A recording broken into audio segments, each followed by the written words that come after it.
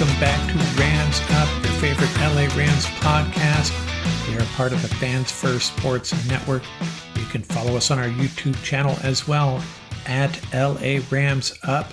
I'm your host, Mark. I'll be joined occasionally by my football gurus, Paul and Ian. Let's get to it.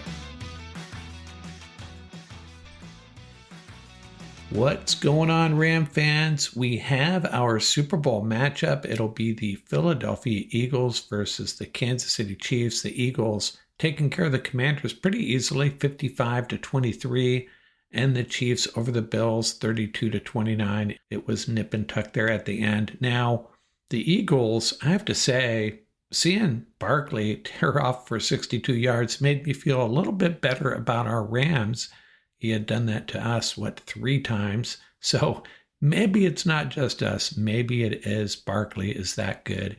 And I have to tell you, I know A.J. Brown didn't draw the penalty in the end zone there, but I didn't like the way he was carrying himself. And it got me thinking, his reading the book on the sideline, I don't know, not necessarily a distraction, and I'm okay with it, face value, but at the same time, kind of drawing a little bit of attention to himself. Not a fan of the Eagles or A.J. Brown as I'm recording this. And the Chiefs over the Bills, I just didn't want to see the Chiefs in another Super Bowl, to be quite honest.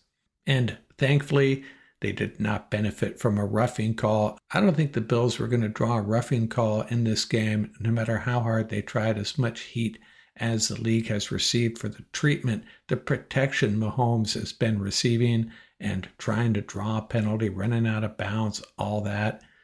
So it was good to see that didn't happen. But at the same time, I thought the Chiefs benefited from a couple of calls that could have easily gone the other way. 2 big calls. One, the contested catch that they awarded to the Chiefs receiver, probably should have been an incompletion. And that 4th and 1 try by the Bills. Wow, I don't know, man. The first spot looked like he had made it, but difficult to overturn. And poor Dalton Kincaid. Yeah, I hate to see that happen to a player. And those are tough catches. Probably should have used his hands. That's what they teach you. Tried to do an arm catch, but that was a weird pass, a weird toss, a desperation pass by Josh Allen. Should have been a completion. Could have changed the outcome of the game. So got to feel bad for him. But I have to say, in my opinion, this is the worst possible outcome, Eagles versus Chiefs. At least that's how I feel about it. Maybe the NFL feels okay about it. I actually saw one of those charts, those maps, showing which parts of the country are rooting for which team. Metropolitan Philadelphia rooting for the Eagles. Greater Kansas City rooting for the Chiefs. The rest of the country rooting for a meteor strike. That kind of captures it. But not really excited about this game. They played in the Super Bowl a couple years ago. I barely remember it. Probably not even going to watch this game. Good day to go golfing. Bills Commanders would have been awesome, but the Commanders clearly weren't ready for prime time. And you know what? I'm not going to bring it up. I guess I have to. The Rams convert, beat the Eagles. They're probably going to the Super Bowl. And that matchup that we've all been waiting for, I've been waiting for it since that epic game at the Coliseum, Rams versus Chiefs. Man, love to see that. Matthew Stafford versus Patrick Mahomes. That would have been an attractive game for the entire country, I think. So where would I put the Rams in my current power rankings? Well, I have them as my 5th team. Put the Chiefs at number 1 right now and the Eagles at 2. The Bills at number 3. You could even put the Bills above the Eagles. I'd be okay with that. Number 4, the Ravens. And I have the Rams at number 5, right ahead of the Lions. Now, if the Lions' defense was healthy, yeah, I'd probably put them above the Rams. But they are not. They are pretty banged up. And, we're giving them the ranking for right now, this moment in time. Should we ding them for the fact that they just lost their defensive coordinator and offensive coordinator? Well, no, but at the same time, I don't think the Lions are going to be the same team next year. They'll still be very, very good, but I think they're going to be taken down a notch. So we're going to cover a lot of other stuff. Before we do, it is episode 648. So let's talk about a player who wore number 48 for our Los Angeles Rams, Hall of Fame linebacker, Les Richter. Actually, a disservice to call him a linebacker. He was just a football player. Out of Fresno, California, played at the University of California, Berkeley, a two-time consensus All-American, first team All-Pacific Coast in 1950 and 1951, valedictorian, by the way, and that's saying something at Cal. Served in the Korean War for the U.S. Army for 2 years, a first-round draft choice of the New York Yanks. The second pick overall in the 1952 draft. That team folded and his rights transferred to the Dallas Texans, and they traded him to the Rams for 11 players. That's right, 11 players for Les Richter.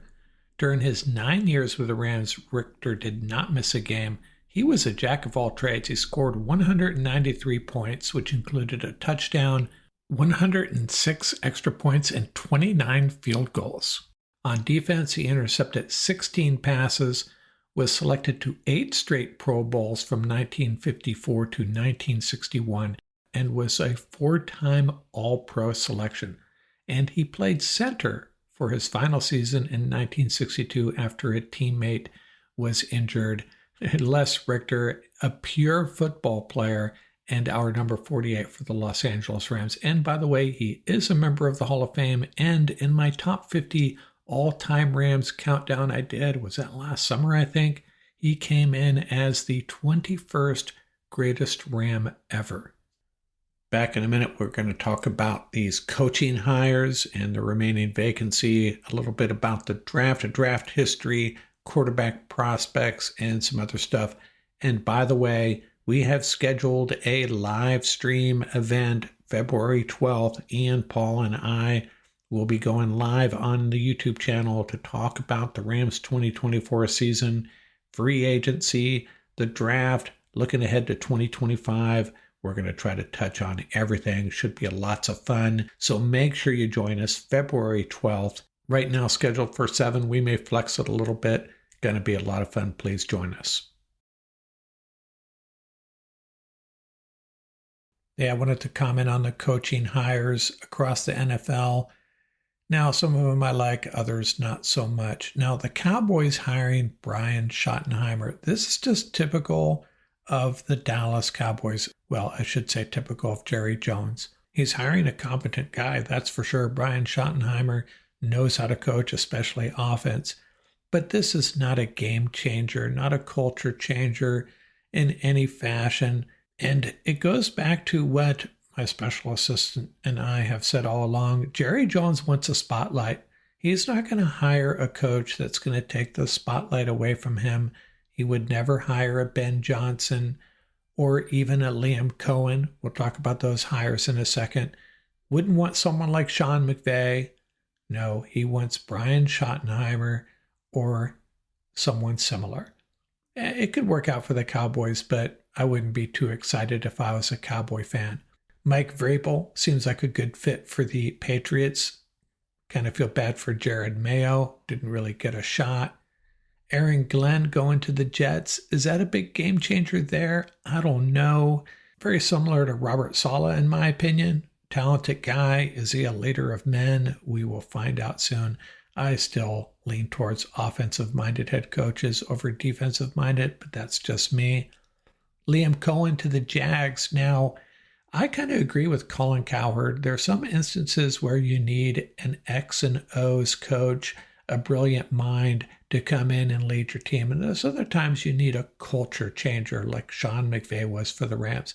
The Jags need a culture changer. And I don't know if Liam Cohen is the guy. He's brilliant, and I think he's going to do a great job. Is he going to be able to turn that franchise around? I have no idea, but I'd be excited with that hire. He knows what he's doing, and he did wonders for that Bucs offense, that is for sure. And Ben Johnson, kind of similar, another franchise that needs a little bit of a culture change. Johnson, the new coach of the Bears, of course. Liam Cohen, Ben Johnson, very similar in my mind. I would be excited for the Ben Johnson hire, but I also, and this goes for Liam Cohen and Ben Johnson, I am not convinced they are going to succeed long term. But again, good hires. And then there's Pete Carroll. And this is a guy that's going to bring in a lot of excitement to the Raiders, that's for sure. I kind of see Carroll as a bridge coach, I would think.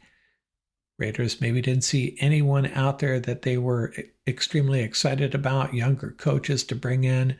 Bring in Pete Carroll. It would be great if Pete could find someone, the next head coach of the Las Vegas Raiders, and come in and be a sidekick for a while. I don't know if that's going to happen, but that would be, just think of it just like a quarterback situation. If Matthew Stafford had someone like Quinn Ewers by his side for 2 years, Pete Carroll needs that as far as an assistant coach to take over for this team when he is ready to call it quits once and for all. But good hire for the Raiders, I think. And there's going to be a lot of excitement around that team. Probably going to get some prime time games just because of him. So I like that hire. And the one remaining job still out there, as far as I know anyways, the New Orleans Saints. Does nobody want this job? I have a feeling that's where Mike McCarthy is going to end up. So hopefully you're all following along with our roster analysis and mock drafts. I have a couple on the YouTube channel already and on the pod. But it got me thinking, the Rams drafting number 26 overall this year. Historically, have they ever selected in that spot before? And how did it go? How did it go down? How did it turn out? And in 1976, they actually drafted number 26 overall. They drafted a linebacker out of Colorado State, Kevin McClain. I do not remember him. In 1979, they used the 26th pick to draft offensive tackle Kent Hill out of Georgia Tech. That was solid. He was a very good player. And in 2004, they had the 26th pick, but the Bengals owned it, and they selected running back Chris Perry. Now, the Rams picked in the 20s a bunch of times. In 1978, they actually had the 23rd pick. That was handed over to Cleveland in a trade, and they used it to draft tight end Ozzie Newsome. They had another trade in 1980, gave up the 27th pick, again to Cleveland, and they used it to draft USC running back Charles White. In 1981, the Rams gave up picks a lot. It was F them picks even back in those days. In 1981, Washington owned the Rams' 20th pick. They drafted Mark May, and in 1984, the Chiefs owned the Rams' 21st pick overall, and they selected offensive lineman John Alt, two great offensive linemen, but drafted by other teams. In 1985, the Rams hung on to the 21st and drafted cornerback Jerry Gray, and in 1986, the 21st again, Mike Schad, the offensive tackle. One of the worst picks in Rams history, I have to say. And there are a bunch of others. Yeah, in those late 80s, the Rams were drafted in the 20s a lot because remember, there weren't as many teams and the Rams were in the playoffs every year, never quite getting the job done, no. And by the way, I should have mentioned by now, the Rams don't have any comp picks this year beyond the one they're getting for the Raheem Morris hire. So they'll get that extra pick at the end of the third round for that, but no other comp picks, which is really rare for the Rams. They had 2 qualifying free agent losses, and this is thanks to Cameron DeSilva. He posted this on his website already. 2 qualifying free agent losses. That was Jordan Fuller and Carson Wentz leaving. Now, that would have netted the Rams 2 seventh-round picks, but they signed Cameron Curl, Jonah Jackson, and Colby Parkinson, so that canceled out those picks. So no comp picks beyond the third-round pick for the Raheem Morris hire. And there's been a lot of discussions on my mock drafts and elsewhere about the Rams drafting a quarterback because of what's going on with Matthew Stafford. I'm not sure how serious we should take all that, but it's worth talking about. And who are the top quarterbacks in the draft? I think the order goes something like this: Cam Ward, Shadur Sanders, Jalen Milroe, Jackson Dart, Quinn Ewers, Will Howard, Dylan Gabriel, Riley Leonard, and Kyle McCord. I think that's a pretty solid order that most draft experts would place them in right now. Kyle McCord is a guy that Scott Richmond just picked in our most recent mock draft. So if the Rams wanted to snag one of these guys, what would it take? And I did a really quick analysis using the NFL mock draft database. Now, by the time the Rams draft at number 26 overall, Ward, Sanders, and Milroe will likely be gone, and I'm not a big fan of Milroe for the Rams anyways. He could end up being a very good quarterback, but I don't think he's the type of quarterback Sean McVay would be jumping up and down for. Now, the next one, Jackson Dart, is a very interesting option. They have him rated as the 53rd best player overall. Ewers at 56 overall. By the time the Rams pick in the third round, Dart and Ewers were both gone. And I think that's realistic. By the time they get to that comp pick at the end of the third round, Will Howard is also gone. And by the time they get to the fourth round pick, Gabriel, Leonard, and McCord are still there, still available. Now they have to wait until the sixth round for their next pick after that fourth round pick, and Leonard and McCord are still there. It gives you a sense of where they're going to have to draft a particular player if they are interested in them. Now, Jackson Dart is a guy I'd be highly interested in, but you're probably going to have to use your first round pick. Would you be willing to do that? No, you'd probably have to drop back, somehow get into the second round.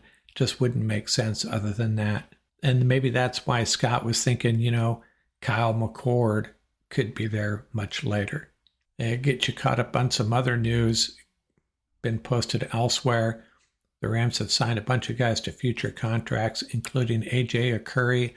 Safety Tanner Ingle, he just keeps on hanging around. I'd love to see him get some snaps in a real game. Cornerback Sean Jolly and Cam Lampkin, same thing. Rams like what they see in them, keeping them in reserve there. Inside linebacker Elias Neal, wide receiver Drake Stoops, outside linebacker Keir Thomas, and I think if Michael Hoyt leaves in free agency, Thomas could end up being a big-time contributor on this defense. Cornerback Charles Woods, and a handful of other guys as well.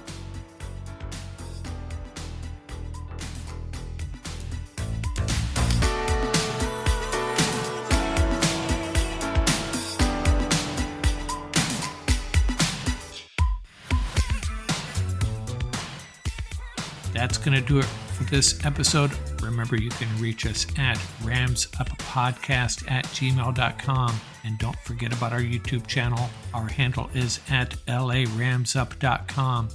Till next time, keep the horns up, stay safe, and have fun out there.